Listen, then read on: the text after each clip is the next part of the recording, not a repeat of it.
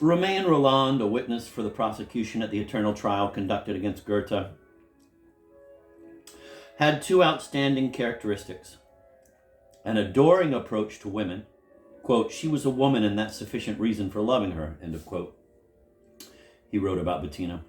And an enthusiastic desire to ally himself with progress, by which he meant communist Russia and revolution. It is odd that this admirer of women at the same time praised Beethoven for his refusal to greet women. For this was what the episode in the Teplitz Spa was all about, if we have understood it correctly. Beethoven, his hat pulled down over his forehead and his arms clasped behind his back, strode toward the Empress in her court, which was certainly made up of ladies as well as gentlemen. If he failed to greet them, he was an out-and-out boor. But this is hard to believe. Beethoven may have been a strange, morose character, but he was never boorish toward women. This whole story is obviously nonsense and could have been accepted and retold only because people, including shamefully even a novelist, have lost all sense of reality.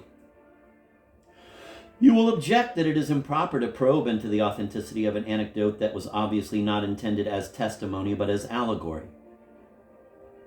Very well. Let us then examine the allegory as allegory. Let us ignore its origins, which we will never know exactly anyway. Let us ignore the tendentious implications that one person or another wanted to insinuate, and let us try to grasp, so to speak, its objective significance. What does Beethoven's deeply pulled down hat mean?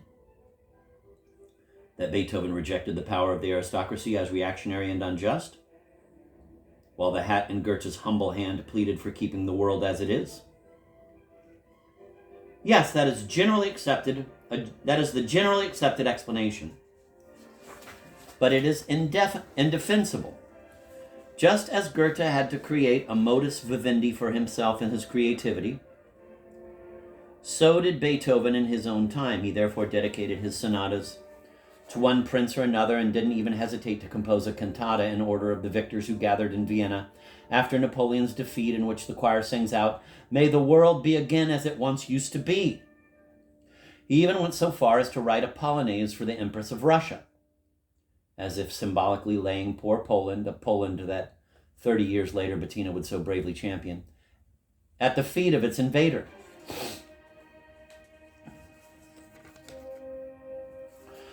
Thus, if our allegorical picture shows Beethoven striding past a group of aristocrats without taking off his hat, it cannot mean that aristocrats were contemptible reactionaries while he was an admirable revolutionary, but that those who create statues, poems, symphonies, deserve more respect than those who rule over servants, officials, or whole nations. That creativity means more than power, art more than politics, that works of art, not wars or aristocratic costume balls, are immortal. Actually, Goethe must have been thinking exactly the same thing, except that he didn't consider it useful to reveal this unpleasant truth to the masters of the world at the time, while they were still alive. He was certain that in eternity it would be they who would bow their heads first, and that was enough for him. The allegory is clear, and yet it is generally misinterpreted. Those who look at this allegorical picture and hasten to applaud Beethoven completely fail to understand his pride. They are for the most part people blinded by politics, who themselves give precedence to Lenin, Guevara, Kennedy, or Mitterrand over Fellini or Picasso. Romain Rolland would surely have bowed much more deeply than Goethe if he had encountered Stalin on a path in Teplitz.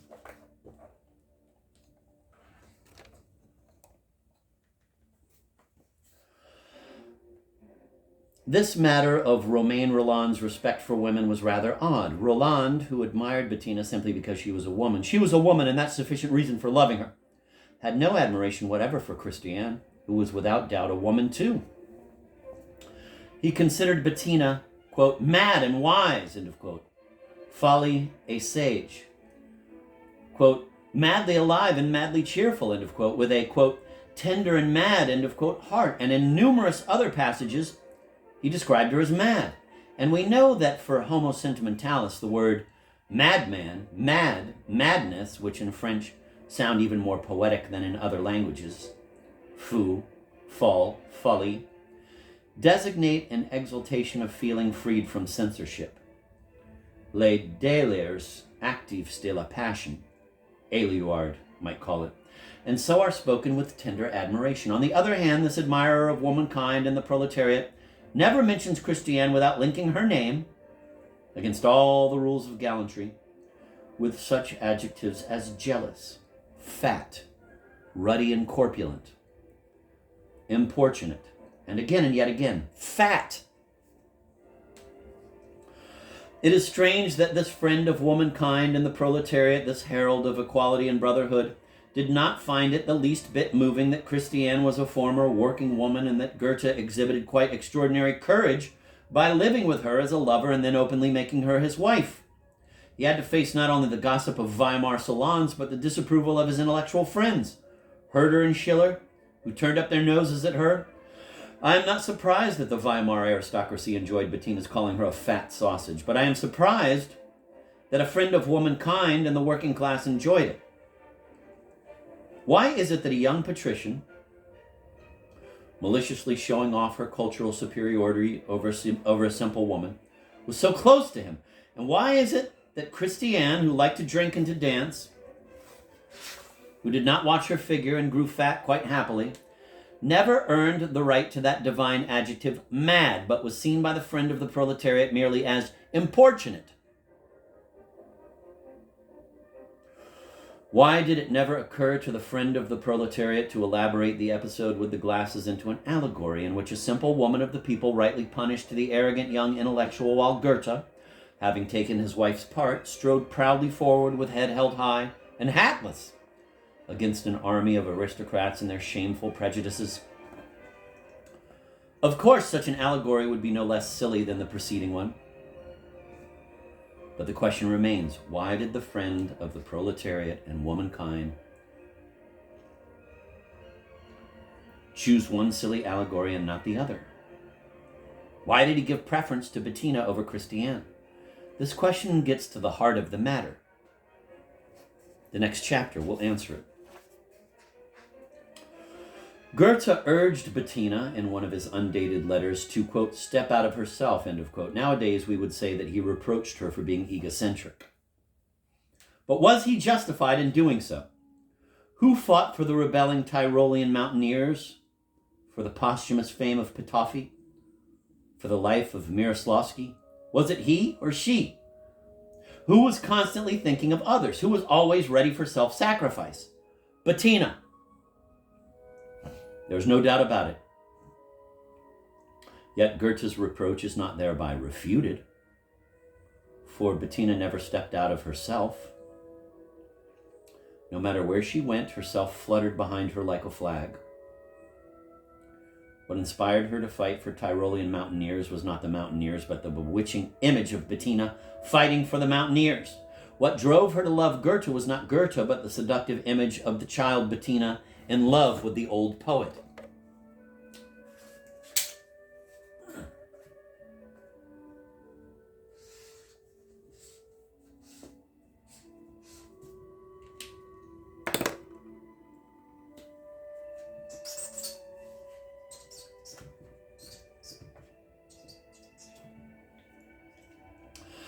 Let us remember her gesture, which I called the gesture of longing for immortality. First, she placed her fingertips to a spot between her breasts, as if she wanted to point to the very center of what is known as the self. Then she flung her arms forward as if she wanted to transport that self somewhere far away, to the horizon, to infinity. The gesture of longing for immortality knows only 2 points in space, the self here, the horizon far in the distance. Only 2 concepts. The absolute that is the self and the absolute that is the world. That gesture has nothing in common with love, because the other, the fellow creature, the person between these 2 poles, the self and the world, is excluded in advance, ruled out of the game, invisible.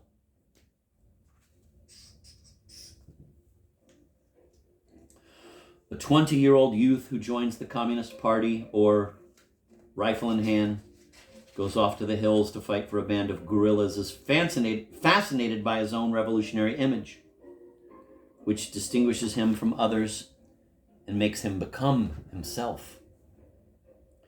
It begins with a festering, unsatisfied love for his self. A self he wants to mark with expressive features and then send, by the gesture of longing for immortality I have already described, onto the great stage of history under the gaze of thousands. And we know from the example of Mishkin and Nastasia Philippovna how such a keen gaze can make a soul grow, expand, get bigger and bigger until at last it rises to heaven like a beautiful, brightly lit airship. What makes people raise their fists in the air, puts rifles in their hands, drives them to join struggles for just and unjust causes is not reason, but a hypertrophied soul.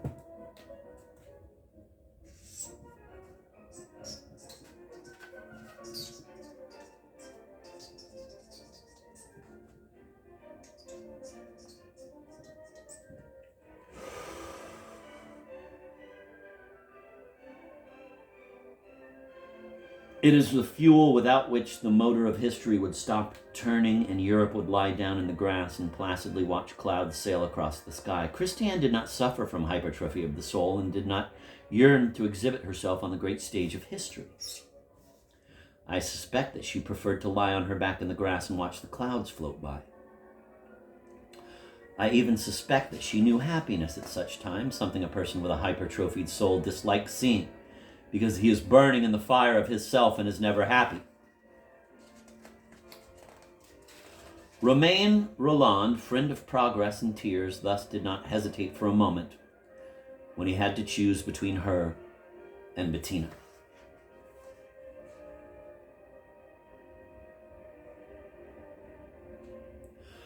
Strolling down a road in the other world, Hemingway saw a young man approaching him from a distance. He was elegantly dressed and held himself remarkably erect. As this dandy came closer, Hemingway could discern a slight, raffish smile on his face. When they were separated by just a few steps, the young man slowed his walk as if he wanted to give Hemingway a last opportunity to recognize him. "Johann!" Hemingway exclaimed in surprise. Goethe smiled with satisfaction. He was proud that he had succeeded in producing such an excellent dramatic effect. Let's not forget that he had long been active as a theatrical director and had a sense of showmanship. He then took his friend by the arm. Interestingly, even though he was now younger than Hemingway, he still behaved with the indulgence of the elderly, and took him on a leisurely walk. "Johann," said Hemingway, "today you look like a god." His friend's good looks caused him sincere joy, and he laughed happily. "Where did you leave your slippers? And that green eye shade?" And after he stopped laughing, he said, "That's how you should come to eternal trial. To crush the judges, not with arguments, but with your beauty. You know, I didn't say one single word at the eternal trial, out of contempt. But I couldn't keep myself from going there and listening to the proceedings. Now I regret it." "What do you want?" "You were condemned to immortality for the sin of writing books. You explained it to me yourself." Goethe shrugged and said with some pride, "Perhaps our books are immortal in a certain sense. Perhaps." He paused and then added softly with great emphasis, "But we aren't." Quite the contrary. Quite the contrary, Hemingway protested bitterly. "Our books will probably soon stop being read. All that will remain of your Faust will be that idiotic opera by Gounod, and maybe also that line about the eternal feminine pulling us somewhere or other. Das ewig weiblich seit uns Heinen," recited Goethe. Right, but people will never stop prying into your life down to the smallest details. Haven't you realized yet, Ernest, that the figures they talk about have nothing to do with us? Don't tell me, Johann, that you bear no relation to the Goethe about whom everybody writes and talks. I admit that the image that remained behind you is not entirely identical to you. I admit that it distorts you quite a bit. Still, you are present in it." "No, I'm not," Goethe said very firmly. "And I'll tell you something else. I'm not even present in my books. He who doesn't exist cannot be present." That's too philosophical for me. Forget for a moment that you're an American and exercise your brain. He who doesn't exist cannot be present. Is that so complicated?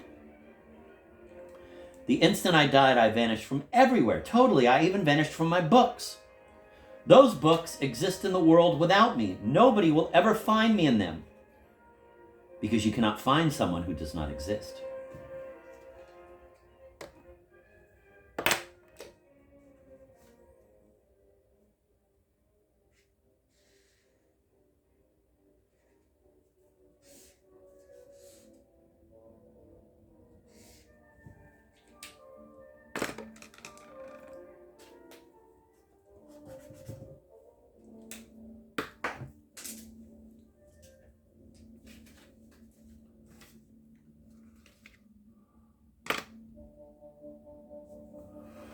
I'd like to agree with you, said Hemingway, but explain this to me. If the image you've left behind has nothing to do with you, why did you lavish so much care on it while you were still alive? Why did you invite Eckermann to join you? Why did you start writing poetry and truth? Ernest, resign yourself to the idea that I was as foolish as you. That obsession with one's own image, that's man's fatal immaturity. It is so difficult to be indifferent to one's image. Such indifference is beyond human strength. One becomes capable of it only after death. And even then it doesn't happen at once, but only a long time after death. You still haven't reached that point. You're still not mature. And yet, you've been dead, how long actually? 27 years, said Hemingway. That's nothing. You'll have to wait at least another 20 or 30 years before you become fully aware that man is mortal and be able to draw all the consequences from that realization. It won't happen any sooner. Just shortly before I died, I declared that I felt such creative power within me. It was impossible for it to disappear without a trace. And of course, I believed that I would live in the image I left behind me. Yes, I was just like you. Even after death, it was hard for me to accept the idea that I no longer existed. You know, it's really very peculiar. To be mortal is the most basic human experience. And yet man has never been able to accept it, grasp it, and behave accordingly. Man doesn't know how to be mortal. And when he dies, he doesn't even know how to be dead.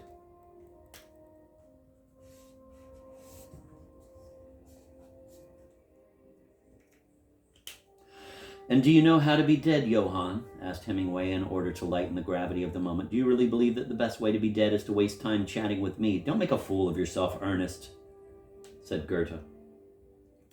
You know perfectly well that at this moment we are but the frivolous fantasy of a novelist who lets us say things we would probably never say on our own. But to conclude, have you noticed my appearance today? Didn't I tell you the moment I set eyes on you? You look like a god. This is how I looked when all Germany considered me a pitiless seducer, Goethe said with an almost grandiose air. Then, moved, he added, I wanted you to take me with you into your future years in precisely this way. Hemingway looked at Goethe with sudden, gentle indulgence. And you, Johann, how long have you lived since your death? 156, Goethe answered with some embarrassment. And you still haven't learned how to be dead. Goethe smiled. I know, Ernest, I've been behaving differently from what I've been telling you just a moment ago, but I permitted myself this childish vanity because today we are seeing each other for the last time. And then slowly, as one who could speak no more, he said these words. You see, I have come to the definite conclusion that the eternal trial is bullshit. I have decided to make use of my death at last, and if I can express it with such an imprecise term, to go to sleep. To enjoy the delights of total non-existence, which my great enemy Novalis used to say has a bluish color.